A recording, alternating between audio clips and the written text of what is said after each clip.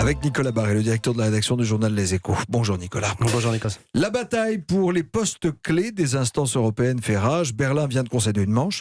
L'Allemand Manfred Weber ne sera pas le futur président de la Commission, mais du coup, ça renforce les chances de voir un Allemand diriger la Banque Centrale Européenne.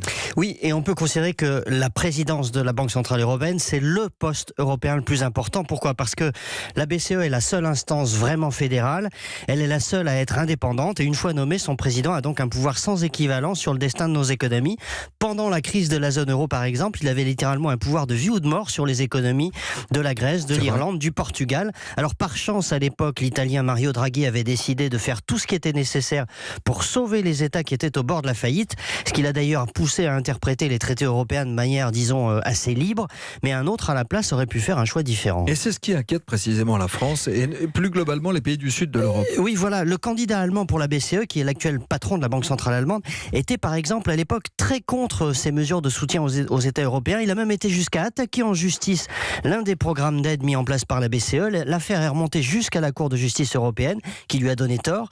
Or, il faut le rappeler très concrètement, sans l'aide à l'époque de la BCE, plusieurs États européens n'auraient pu être en mesure de faire face à leurs dépenses, de payer leurs fonctionnaires. Vous imaginez le séisme.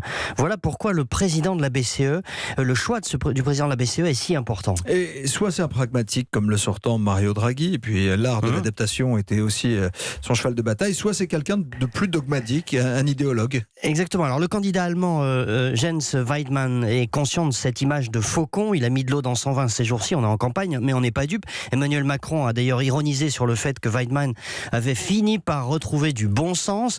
Il y a d'autres candidats pour ce poste, notamment il y a deux très bons Finlandais, l'ancien patron de la Banque Centrale de Finlande, Liikanen, qui était également ministre des Finances, et puis son successeur actuel, Olli Rehn. Il y a aussi des outsiders comme le français François Villeroy de Galhau qui dirige la Banque de France.